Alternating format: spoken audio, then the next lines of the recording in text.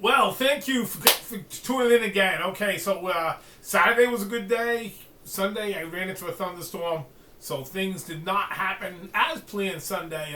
And thanks again for that intro music. That was Tim McQuinn and my son Nick Durrett. The intro music getting me going here. So we're going to roll into Saturday in the Marsh. The photo I had chosen to begin that series was one of my favorites. That's a young osprey that was trying to catch his first fish. He did come up empty-handed, but it's just one of the lovely things I love to see. And I did see some of that action for the first time of the young ones diving down and getting that, and that will be in this video. So thanks for tuning in. We're rolling along. Sunday, actually, it's going to be two-parter, but the two-part won't be Life in the Marsh. It's going to just be, I went to my other little secret world to go find some secret things.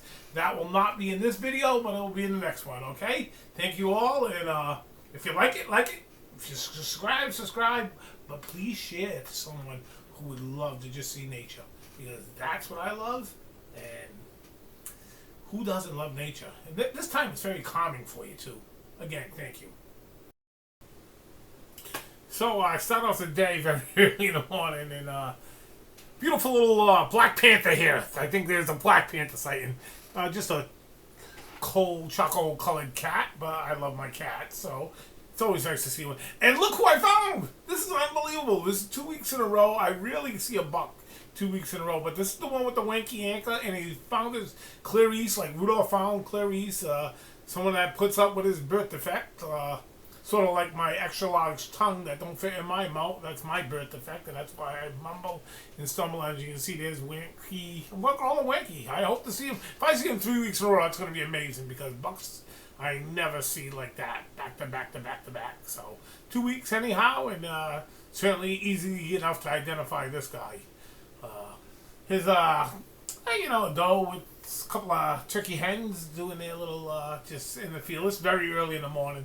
I mean, really, really low light. So a little bit of noise in the photo, but I don't care. Now when I get to look at this little peeky boo with me and this little baby, just nice doe here, right around the tree. Always love when you get that close and they look at you. You're surprised. So before I head into the marsh, I got a nice mom with her fawn, and yeah, that's what it is about, isn't it? Oof. I mean, I never get tired of baby deer and deer theory. So they gave me the opportunity because I was so stealthy. They didn't pick me up, and I shot a little video. And a couple of things in this video. The little one, of course, trying to get a drink. Mom's eating them Concord grapes, I believe. I believe that's what that grape is called. I could be totally wrong. But I do know when I was young, and me and my brothers used to walk around the pond. This is my brother Mark and I used to walk around the pond. We used to thought they were wild grapes, and it was somebody's grapevine that was close by. And but it's okay. We ended up eating too many grapes and ended up having a problem because you ate too many grapes, and you know what that does. And in the background, you'll see a bird flickering in that little dark hole. This is what they call a symbiotic relationship, sort of like you would get the cattle egrets with the elephants in Africa, a little bit, and some other birds. There's definitely a lot of birds that do this. But if he's sitting on the branch right now, and when you see the deer move, you see him fly. He's picking up, so the deer disturb, little flying insects and stuff like that, and he'll go, it's a fly catcher, and he'll catch some flying insect. So it's always nice to see that. I cannot believe I said that word properly, symbiotic. And look, oh, Mom, I want a drink. Mom feels it and says, You've been drinking way too much. But Mom looks like she's in phenomenal shape, doesn't she? Absolutely looks like she's the cat's meow. So always beautiful to see here comes the fly catcher. Whoop! Mom disturbed something and right up and over. Yep. And then flying back into the little hole over there, waiting for the deer to kick something. Their eyesight is just so phenomenal. So coming into the marsh, and now I had a great egret fly in. The pan I had last week, of course, was on a super high tide. That did not translate this week. That pan didn't even really fill up with water and minnows and stuff, but I did get a few shots of egrets flying by. So just did not get the activity that I would like to see. And actually, the egrets were really lazy, and we'll see that in a video later. But that's because of the lack of large minnows. We got beautiful barn swallow cruising the grass here, huh? Oh God, I love these. Unbelievable how quickly they turn on a dime, and almost nailed this one. Almost nailed this one. For me, that's a very fine photo. I'm very happy. And this part of the marsh where I am, I don't usually see too many diamondback terrapins. This one did pop his head up, so thank you, Mr. Diamondback Terrapin, for doing that. Hopefully when I get to the other part of the marsh, I will get one special day. Could be this week coming. And look at that. That is the water was so calm, and that's the fin of the tail fin. That's the tail of a striped bass. And unfortunately, we only got little rain bait, what we call rain bait, whether it's bay anchovy. It's miniature bait in the marsh. And see all the swirls. I took a little video and stuff. This is so beautiful. It's calm. And this is like, no, striped bass are really nocturnal feeders for they're known for that. But this goes on in very shallow water here in the daytime, and this is I would think this is probably in the 8 o'clock hour, which is several hours. You can see a ring off to the left, and they're just herding and feeding. If the baby Manhattan minnows, the peanut bunker we call them, or if we had our school of with a nice little eruption there. See, so that's what's going on. You hear that? I can't with the slow-mo visual. I can't hear that. I had it on slow-mo just in case we did have a bass that came out of the water to capture that for us, but I wasn't lucky enough, and I didn't think I was going to get that with this type of bait fish. Needlefish, another nice fish to see in the marsh. If we can get a school of them, and it could be the next tide. Could have been Sunday's tide, but no. The thunder and the rain came right when I got there Sunday morning, and just didn't happen for me. So any tide now until mid-September or so, we could, have what I'm hoping to really show. There's one of the young ospreys flying by. I always love my young ospreys. And this time we got to see them do a little fishing, which is really, really nice. Here's a rare thing that I have seen ospreys chase each other quite often when the young get too close to the nest. This one actually tried to barge in to the nest that it had just brought its baby, and this osprey actually took this osprey to the water, which I never seen one take another osprey to the water. I've seen them take great blue herons. I've seen them take great egrets to the water, but never another osprey. And this is far across into hard sun, unfortunately, but just something to show you the action. This place can be action packed. Your head can be on a swivel some days. You're looking one way, you got deer coming out, got a coyote coming out. Look at this one. This is the cool fishing. He must be the show off fisherman guy, because he got himself a nice chunk of rope there. I just love it. It is amazing me.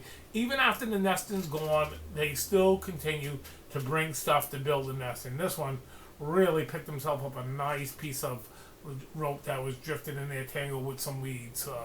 And he'll deposit that in his nest. That's just amazing to me. And this is why they're across the marsh. And I don't know how many birds are on the rock. If you want to take time to count them, you can try. But I've yet to try to count them. But that's with a majority that's just spend the day pluming and stuff. Because what happened is there's no large bait fish, so the cormorants weren't chasing stuff against the bait. And look at this little doe. And mom's gonna ride close. Look at mom gonna ride close. Oh, you're gonna fall in. She knows she's gonna fall in. You're getting too close to the edge. Being a dangerous little bugger, And Auntie's coming too, and that's always nice. Now they're starting to bring their fawns to meet the other deer and stuff. So this is a good time of year. Sometimes we get to see several families together. Hopefully this will continue. I did have a huge deer day Sunday. Look at this glossy ibis. Best shot I've ever got from this year. Beautiful glossy. came by again, not feeding though in the grass, just flying by. Everything flew by. Other than the ospreys that were active. Now, this is the most common duck we get in the marsh. It's an American black duck. Definitely the most common duck that we see at this time of year. We probably in a week, couple of weeks, maybe we'll see some green-winged teals. Sometimes, hopefully, we'll see some of them and some mallards. And here's a young osprey searching for food. Look at that! He's got his eyes down, pointing on the water, giving it a look, giving it a little look. I've yet to see one of the new birds catch a fish, but always exciting to see them giving it a look. Now it brings the excitement of a young bird trying to catch them, and then he looks at me in the eye and look at them eyes. Oh gosh, he's got the weapons. He just now needs to put it together. He needs to whatever that. It's unbelievable. In fact, look at it. This one. This is the young osprey. His pole is just to the left, and they were just jumping off trying to get the stripers, and you almost see where the water line is there. You can actually see where the ridge is and where the stripers just cruise right along that deep blue ridge to then where it gets green, and that's where the stripers pick up. And right there, this I would need like at least an 800 millimeter lens to actually capture a really quality shot. This is very high crop, but I'm not in it just for the shot, super duper photos. I am in it to bring the life that I can. And walking out of the marsh, I finally get a tiger swallowtail. Oh my gosh, you don't know how many times I've been trying to photograph these butterflies this year, and I never get one to land. This one's up a little higher than I would have liked, but on the branch, but certainly to get a tiger swallowtail was, look at that. What a beautiful butterfly. I think they're one of the most beautiful butterflies we have. Of course, I said that with all the butterflies, and I did, that's who I am. I just love life. I just love the beauty. And hey, I took a little video. And you see when it's closed up, how it, does with the shadows. It just looks like almost like that dead leaf down there in the corner a little bit down there. So you can see, they when they close up, they do look sort of like a leaf. Even though they're yellow, and then so rewarding to capture butterflies to me. I mean, when they get one to land, especially this species, to land that, spice blue swallowtails and the black swallowtails I get to land on flowers and stuff, but I don't get many yellow tiger swallowtails anyhow to do that often. And the monarchs are a very low number, extremely low number, actually horrific low numbers, and that has some concern for that. So, just a way, I thought it'd be a nice little piece to end this video on, would be a little bit, and he's going to do it. He's going to do the little clap right here, close it out for us, say, hey, thank you for tuning in.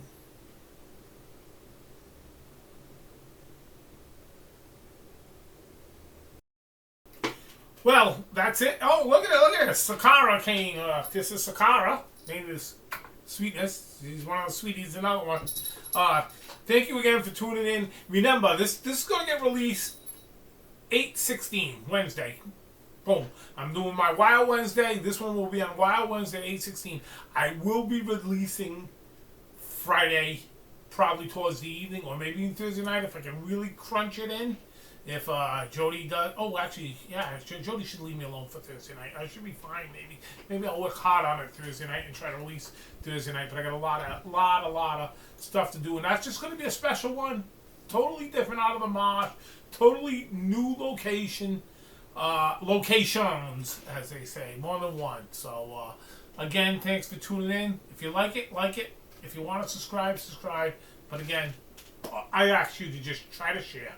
Try to share, because there's someone out there that a little piece of nature, maybe they go back into it, can help heal them and make them feel better. All right? Thank you very much. Peace.